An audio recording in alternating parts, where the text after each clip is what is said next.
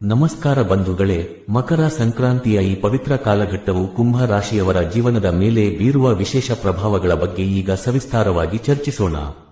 ಜ್ಯೋತಿಷ್ಯ ಶಾಸ್ತ್ರದ ಲೆಕ್ಕಾಚಾರದ ಪ್ರಕಾರ ಸೂರ್ಯ ದೇವನು ರಾಶಿಯಿಂದ ಮಕರ ರಾಶಿಯನ್ನು ಪ್ರವೇಶಿಸುವ ಈ ಕಾಲವು ಕುಂಭ ರಾಶಿಯವರಿಗೆ ಅತ್ಯಂತ ಮಹತ್ವದ ಬದಲಾವಣೆಗಳನ್ನು ತರಲಿದೆ. ನಿಮ್ಮ ರಾಶಿಯ ದೃಷ್ಟಿಯಿಂದ ನೋಡಿದಾಗ ಸೂರ್ಯನು ಸಪ್ತಮ ಸ್ಥಾನದ ಅಧಿಪತಿಯಾಗಿದ್ದು ಈಗ 12ನೇ ಮನೆಗೆ ಅಂದರೆ ವ್ಯಯಸ್ಥಾನಕ್ಕೆ ಆಗಮಿಸುತ್ತಿದ್ದಾನೆ.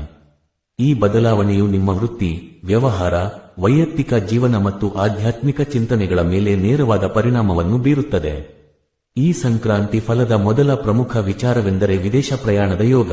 ಕುಂಭ ರಾಶಿಯವರು ಬಹಳ ದಿನಗಳಿಂದ ಹೊರದೇಶಗಳಿಗೆ ಹೋಗಬೇಕು ಅಥವಾ ಅಂತಾರಾಷ್ಟ್ರೀಯ ಮಟ್ಟದಲ್ಲಿ ಗುರುತಿಸಿಕೊಳ್ಳಬೇಕು ಎಂದು ಕನಸು ಕಾಣುತ್ತಿದ್ದರೆ ಆ ಕನಸು ನನಸಾಗುವ ಕಾಲ ಹತ್ತಿರ ಬಂದಿದೆ. ಉದ್ಯೋಗದ ನಿಮಿತ್ತ ಅಥವಾ ಹೆಚ್ಚಿನ ವ್ಯಾಸಂಗಕ್ಕಾಗಿ ಸಮುದ್ರ ದಾಟಿ ದೂರದ ನಾಡಿಗೆ ಪ್ರಯಾಣ ಬೆಳೆಸುವಂತಹ ಅವಕಾಶಗಳು ನಿಮ್ಮನ್ನು ಹುಡುಕಿಕೊಂಡು ಬರಲಿವೆ. ಕೇವಲ ವಿದೇಶ ಮಾತ್ರವಲ್ಲದೆ ನಿಮ್ಮ ಪ್ರಸ್ತುತ ವಾಸಸ್ಥಳದಿಂದ ಬಹಳ ದೂರದ ಪ್ರದೇಶಗಳಿಗೆ ವರ್ಗಾವಣೆಯಾಗುವ ಅಥವಾ ಹೊಸ ಉದ್ಯೋಗಕ್ಕಾಗಿ ವಲಸೆ ಹೋಗುವ ಸಾಧ್ಯತೆಗಳು ಹೆಚ್ಚಾಗಿವೆ. ವಿಶೇಷವಾಗಿ ಸಾರಿಗೆ, ಪ್ರವಾಸೋದ್ಯಮ ಅಥವಾ ರಫ್ತು ಮತ್ತು ಆಮದು ವ್ಯವಹಾರದಲ್ಲಿ ಇರುವವರಿಗೆ ಈ ಸಮಯವು ಹೆಚ್ಚಿನ ಲಾಭವನ್ನು ತಂದುಕೊಡಲಿದೆ. ಎರಡನೆಯದಾಗಿ, ಪಾಲುದಾರಿಕೆಯ ವ್ಯವಹಾರದಲ್ಲಿ ತೊಡಗಿರುವ ಕುಂಭ ರಾಶಿಯವರು ಈ ಸಮಯದಲ್ಲಿ ಅತೀವವಾದ ಎಚ್ಚರಿಕೆ ಮತ್ತು ಜಾಗರೂಕತೆಯನ್ನು ವಹಿಸಬೇಕಾಗುತ್ತದೆ. ಸೂರ್ಯನ ವ್ಯಯಸ್ಥಾನದ ಸಂಚಾರವು ನಿಮ್ಮ ವ್ಯವಹಾರದ ಪಾಲುದಾರರೊಂದಿಗೆ ಸಣ್ಣಪುಟ್ಟ ಭಿನ್ನಾಭಿಪ್ರಾಯಗಳನ್ನು ಸೃಷ್ಟಿಸಬಹುದು. ಹಣಕಾಸಿನ ವಿಚಾರದಲ್ಲಿ ಸ್ಪಷ್ಟತೆ ಇಲ್ಲದಿದ್ದರೆ ಅಥವಾ ನಂಬಿಕೆಯ ಕೊರತೆ ಉಂಟಾದರೆ ದೊಡ್ಡ ಮಟ್ಟದ ಆರ್ಥಿಕ ನಷ್ಟ ಸಂಭವಿಸುವ ಅಪಾಯವಿರುತ್ತದೆ. ಆದ್ದರಿಂದ ಯಾವುದೇ ಹೊಸ ಒಪ್ಪಂದಗಳನ್ನು ಮಾಡಿಕೊಳ್ಳುವ ಮುನ್ನ ಅಥವಾ ಮಹತ್ವದ ನಿರ್ಧಾರಗಳನ್ನು ತೆಗೆದುಕೊಳ್ಳುವ ಮುನ್ನ ಎಲ್ಲವನ್ನೂ ಕೂಲಂಕಷವಾಗಿ ಪರಿಶೀಲಿಸುವುದು ಉತ್ತಮ. ಪ್ರತಿಯೊಂದು ಲೆಕ್ಕಾಚಾರವು ಪಾರದರ್ಶಕವಾಗಿರಲಿ ಮತ್ತು ಲಿಖಿತ ರೂಪದ ದಾಖಲೆಗಳನ್ನು ಹೊಂದುವುದು ನಿಮ್ಮನ್ನು ಭವಿಷ್ಯದ ಕಾನೂನು ಸಂಕಷ್ಟಗಳಿಂದ ಕಾಪಾಡುತ್ತದೆ. ಈ ಸಮಯದಲ್ಲಿ ಯಾರನ್ನೂ ಕುರುಡಾಗಿ ನಂಬುವುದು ಸರಿಯಲ್ಲ, ಏಕೆಂದರೆ ಗ್ರಹಗತಿಗಳ ಪ್ರಭಾವದಿಂದಾಗಿ ನಂಬಿಕೆಗೆ ದ್ರೋಹವಾಗುವ ಸಾಧ್ಯತೆಗಳು ಗೋಚರಿಸುತ್ತಿವೆ. ಮೂರನೆಯ ಪ್ರಮುಖ ವಿಚಾರವೆಂದರೆ ನಿಮ್ಮ ಆರ್ಥಿಕ ಸ್ಥಿತಿಗತಿಯ ಮೇಲಿನ ವ್ಯಯದ ಪ್ರಭಾವ. 12ನೇ ಮನೆಯಲ್ಲಿ ಸೂರ್ಯನ ಸಂಚಾರವಿರುವುದರಿಂದ ನಿಮ್ಮ ಖರ್ಚು ವೆಚ್ಚಗಳು ಮಿತಿ ಮೀರುವ ಸಾಧ್ಯತೆಯಿದೆ. ಅನಗತ್ಯ ವಸ್ತುಗಳ ಖರೀದಿ ಅಥವಾ ಆನ್ಲೈನ್ ಶಾಪಿಂಗ್ ಮೋಹಕ್ಕೆ ಬಲಿಯಾಗಿ ಕಷ್ಟಪಟ್ಟು ಸಂಪಾದಿಸಿದ ಹಣವನ್ನು ವ್ಯಯ ಮಾಡಬಹುದು. ಈ ಸಮಯದಲ್ಲಿ ನಿಮ್ಮ ಆಸೆಗಳನ್ನು ನಿಯಂತ್ರಣದಲ್ಲಿಟ್ಟುಕೊಳ್ಳುವುದು ಬಹಳ ಮುಖ್ಯವಾಗಿದೆ.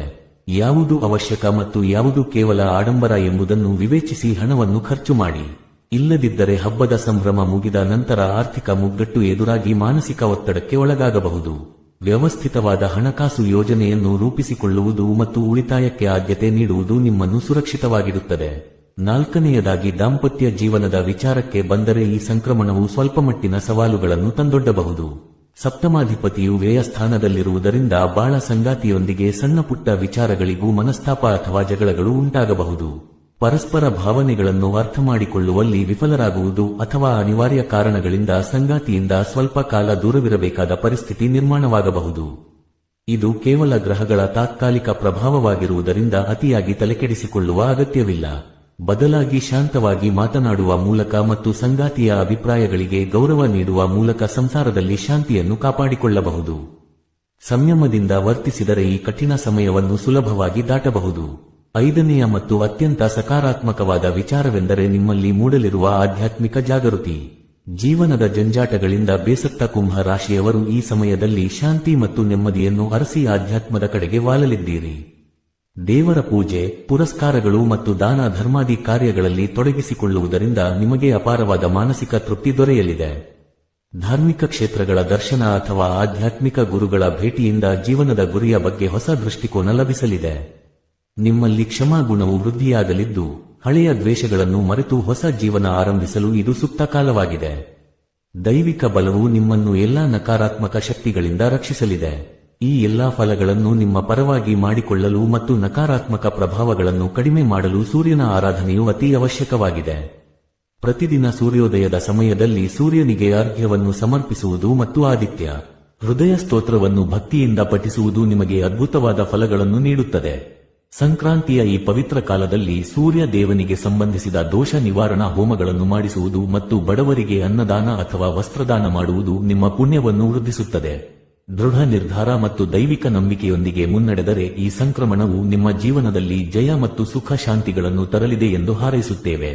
ಮತ್ತಷ್ಟು ಇಂತಹ ಉಪಯುಕ್ತ ಮಾಹಿತಿಗಳನ್ನು ತಿಳಿಯಲು ನಮ್ಮೊಂದಿಗೆ ಸದಾ ಸಂಪರ್ಕದಲ್ಲಿರಿ ಎಂದು ವಿನಂತಿಸುತ್ತಾ ಸೂರ್ಯ ದೇವನ ಆಶೀರ್ವಾದ ಸದಾ ನಿಮ್ಮ ಮೇಲೆ ಇರಲಿ ಎಂದು ಪ್ರಾರ್ಥಿಸುತ್ತೇವೆ.